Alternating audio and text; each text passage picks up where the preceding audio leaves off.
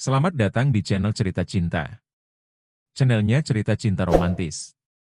Sebelum lanjut mohon dukungannya dengan like dan subscribe dulu. Gairah dan pelarian cinta, bagian 8. Kalau aku masuk kerja, mereka pasti akan memaksaku mengatakan di mana kau berada. Apa kau siap untuk diajak pulang? Aku tidak akan mau kembali meskipun diancam. Mas Adit, gelengku lemah. Kalau mereka datang, katakan saja, aku ingin hidup bebas menjadi diriku sendiri. Aku akan mengatakannya pada orang tuamu, jawab Mas Adit sungguh-sungguh. Mudah-mudahan mereka mau menerima. Kau sudah dewasa, berhak menentukan jalan hidupmu sendiri. Orang tuamu tidak mungkin terus-terusan memaksakan kehendak mereka. Mas Adit membenahi setelan jas yang terletak di sandaran sofa. Kemarin ia telah menukar pakaiannya dengan kemeja santai dan celana katun nyaman yang dibelinya di toko.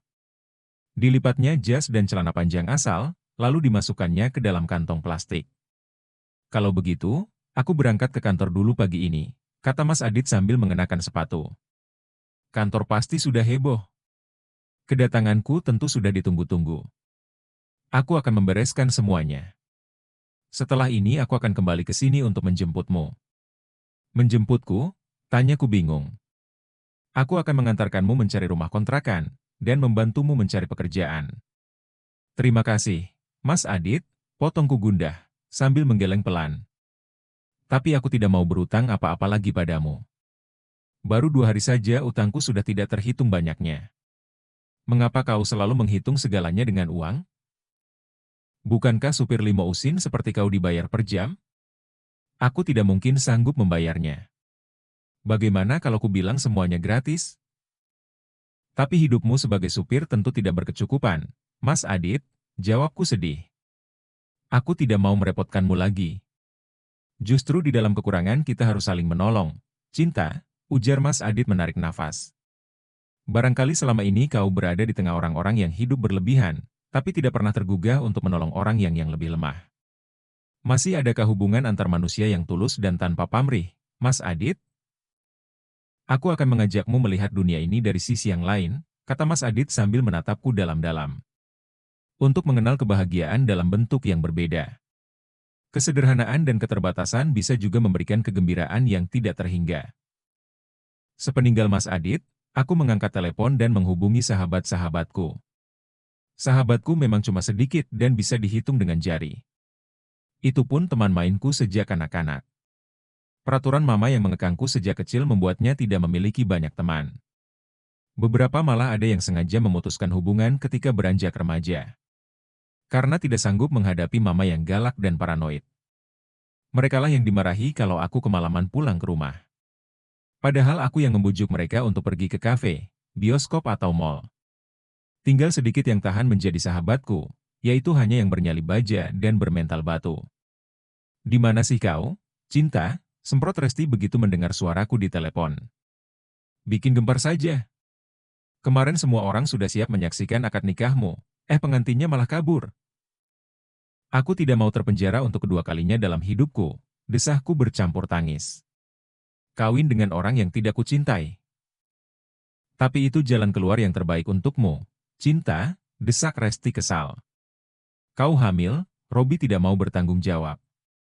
Barangkali kalau mamaku yang minta dan mengancam, Robi mau menikahiku. Tapi apa yang kau harapkan dari Robi? Tukas Resti gemas. Masih kuliah, belum punya pekerjaan, orang tuanya tidak jelas. Mamamu justru menghindarkanmu dari hidup sengsara. Aku tidak takut hidup sengsara, gumamku pilu. Tapi sejak lahir kau sudah tidur di atas ranjang bulu angsa bertilamkan sutra, cibir Resti sumbang. Mana mungkin putri raja sepertimu hidup melarat? Komentar Anya lebih sadis lagi. Aku meneleponnya setelah Resti tidak bisa memberikan jalan keluar. Kau betul-betul gila, maki Anya di seberang sana. Mempermalukan mamamu. Apa aku harus menukar kebahagiaanku demi menuruti perintah mamaku? Kebahagiaan mana lagi? Anya hampir memekik. Bukankah mamamu sudah memberikan segalanya padamu? Apalagi yang kurang? Jawaban yang sama pun diutarakan Sylvie dari gagang telepon. Tidak mungkin kau hidup tanpa mamamu, desi Sylvie tanpa perasaan. Meninggalkan mamamu, sama artinya meninggalkan semua yang kau miliki selama ini. Kemewahan, fasilitas, kekuasaan. Mana mungkin kau sanggup hidup menjadi orang yang tidak punya apa-apa? Sebagai bukan siapa-siapa.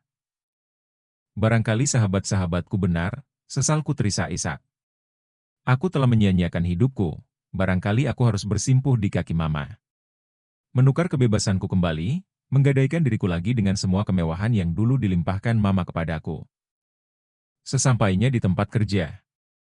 Sejak pagi kantor Adit sudah gempar, semua karyawan ribut membicarakan peristiwa kaburnya pengantin perempuan selama 2 hari lalu, yang menggunakan mobil limousin sewaan kantornya. Mereka berdesak-desakan di depan ruang kerja Adit.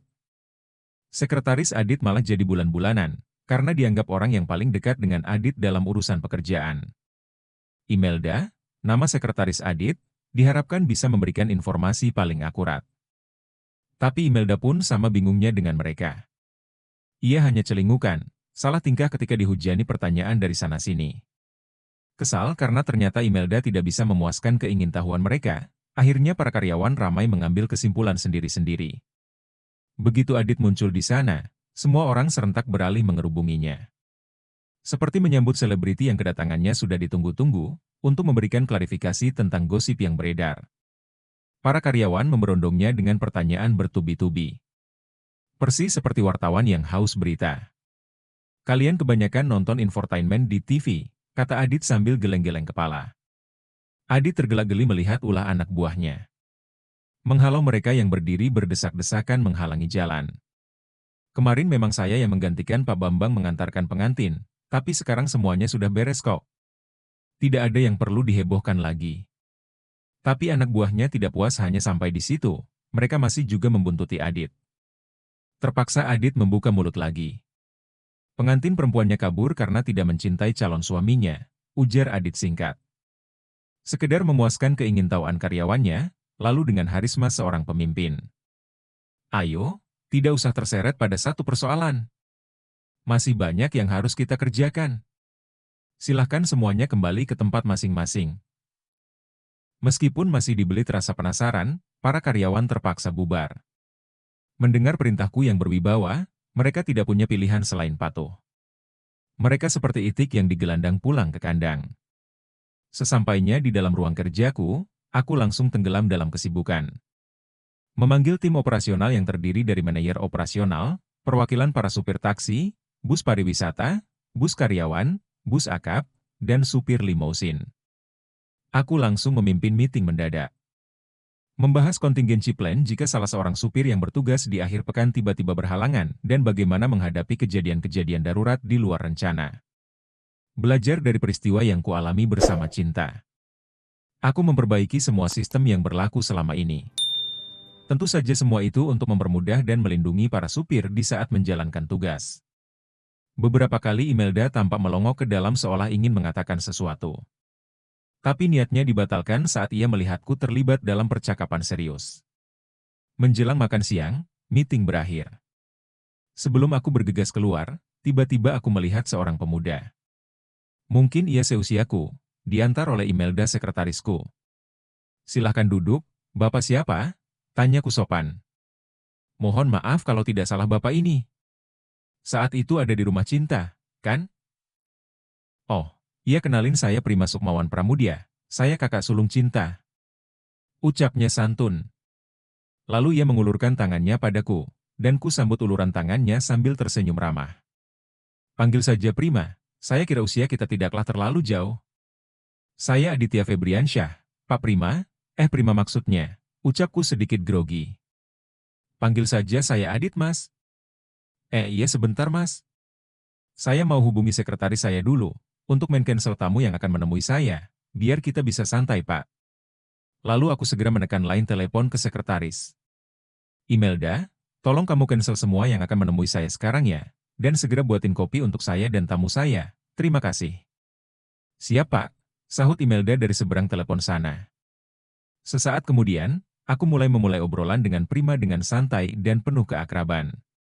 Saya atas nama keluarga Pramudia, mohon maaf, atas sikap dan perkataan Mama yang kurang pantas kemarin malam, cetus Prima lirih. Mama saat itu memang sempat syok dan emosi atas kaburnya Cinta adik saya, Mas Adit. Oh, gumamku tersenyum. Saya bisa memakluminya, Mas. Orang tua mana yang tidak syok dan khawatir dengan keadaan putrinya, yang kabur dari rumah dan pernikahannya. Mungkin Mama Mas khawatir Cinta diculik. Prima akhirnya bisa tersenyum lebar, lalu ia berkata, "Saya sudah menduga bahwa Mas Adit ini orangnya bijak, pintar dan penuh tanggung jawab. Dan itu yang membuat saya menyimpulkan bahwa Mas Adit ini bukan supir limousin, tetapi pemilik penyewaan mobil limousin."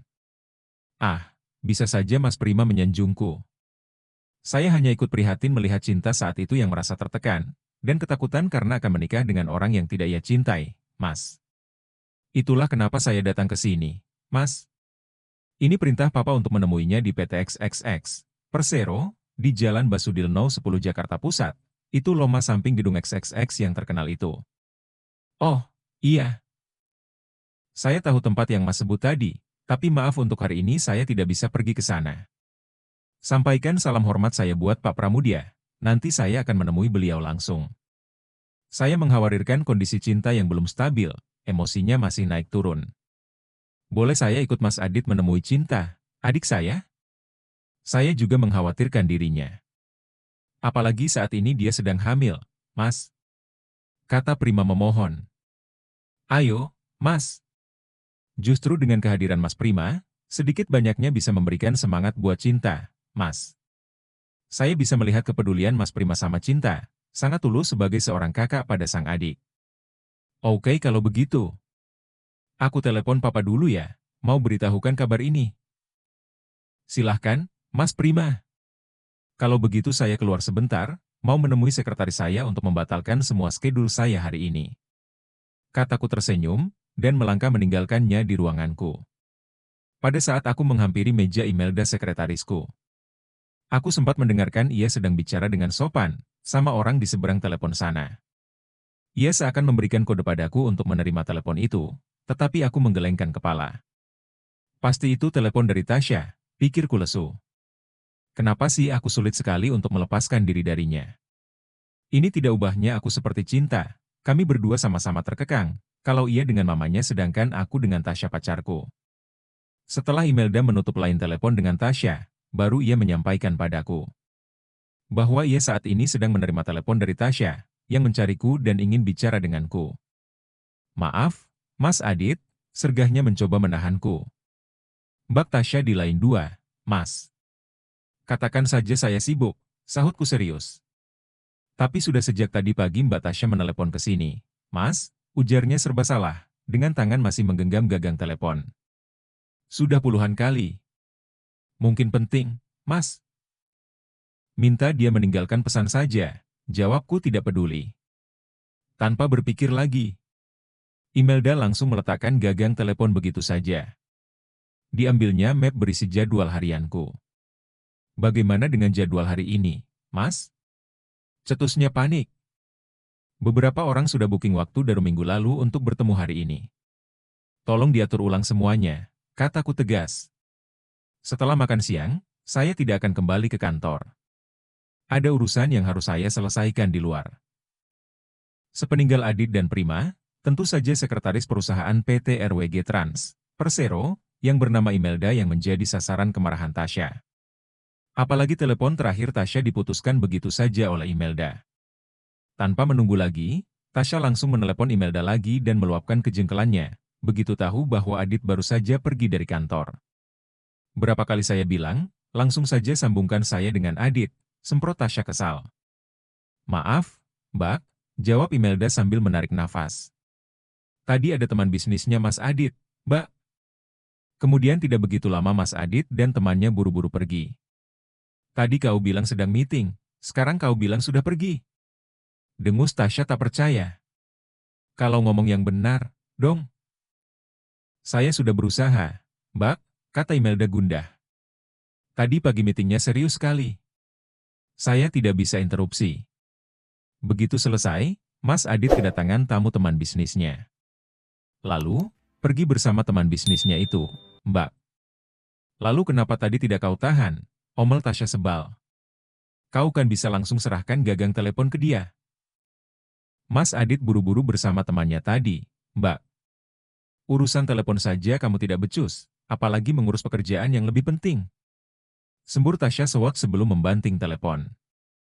Heran, kenapa Adit masih juga mempertahankannya, gerutu Imelda setelah telepon berakhir. Sementara, Tasya masih uring-uringan. Seharusnya hari Minggu kemarin Adit menemaninya pergi ke salon. Tapi Adit menghilang entah kemana dan ponselnya tidak aktif. Pembantu di rumahnya pun tidak tahu kemana Adit, bak hilang di telan bumi. Sepanjang hari Tasya mencoba melacak jejak Adit, tapi sampai malam pemuda itu tidak pulang juga ke rumah. Sungguh menjengkelkan. Aku percaya diri, jika menginginkan sesuatu akan mengejarnya, dan yakin akan mendapatkannya. Begitu juga terhadap Adit. Aku yakin sekali, bahwa akulah yang kelak memenangkan hati dan cinta Adit. Semua gadis sainganku rela mundur, begitu melihat siapa yang menjadi lawan mereka. Mereka tahu diri karena tidak mungkin mengalahkan Miss Universe, ucap Tasya begitu sombong dan pongah. Ini hanya tinggal menunggu waktu. Saatnya pasti tiba ketika Adit berlutut di hadapanku, lalu menyematkan cincin kawin ke jari manisku. Meskipun hingga saat ini Adit tidak pernah menganggap aku sebagai pacarnya. Tunggu saja, Adit. Kau pasti bisa kutaklukan dan menjadi milikku selamanya, pikir Tasya licik. Siapa yang tidak tergoda dengan keseksian tubuhku? Di dalam sebuah mobil sedan Mercedes C-Class, Adit sedang fokus mengendarai mobil mercinya. Diikuti di belakang oleh sebuah mobil Toyota Fortuner menuju ke kawasan puncak tempat cinta berada. Sebelumnya antara Adit dan Prima terjadi percakapan yang seru di ruang kerjaku tadi, dan itu bisa membuat Adit tersenyum dengan perasaan senang saat mengingat momen barusan. Ngobrolnya jangan terlalu formal, Dit. Gue lo aja nggak apa-apa, biar santai ngobrolnya. Apalagi ini bukan urusan bisnis, tukas Prima santai. Elo, asli Surabaya ya? Istri gue Dewi Savitri itu orang sana, sekolah di SMA 7620 Surabaya. Cuma pas di Jakarta, gue ketemu dia saat sama-sama kuliah di UI. Iya. Gue asli Surabaya, serius loh? Pangling soalnya. Ternyata di hadapan gue sekarang ini laki Dewi. Dunia kayak sempit ya. Terakhir gue ketemu istri lo saat kalian nikah, selorohku mengingat. Gue dan Dewi itu satu sekolahan waktu di SMA 7620 Surabaya, sekelas malahan. Dan yang gak gue sangka ternyata lo abangnya cinta. Hahaha. Itu jodoh namanya bro, canda Prima tertawa lebar. Siapa tahu memang beneran jodoh kalian berdua, gue percayain adik gue sama lo Dit. Hahaha. Bisa saja lo. Tapi yang jelas sejak awal, gue kasihan dengan adik lo, jawabku ikut tertawa lebar. Entah kenapa perasaanku merasa senang, dengan gurauan Prima barusan. Padahal aku dan Cinta baru kenal beberapa hari, dan itu pun dalam kondisi tidak wajar. Tapi gue punya permintaan sama lo, Prima. Tolong rahasiakan jati diri gue dari adik dan mama lo, biarlah mereka menganggap gue supir. Nanti suatu hari aku akan membuka jati diriku, jika sudah saatnya, ucapku memohon. Beres kalau itu, serahin pada Prima. Rahasia lo aman kok, hahaha. Gimana Dit, adik gue cantik, kan? Ucap Prima sambil menggodaku. Sayang kalian bertemunya baru sekarang, coba saja lo ketemu adik gue sebelum dia jatuh cinta sama lelaki banci itu. Cantik. Cuma manja dan angkuhnya kayak mama lo. Sorry maksud gua.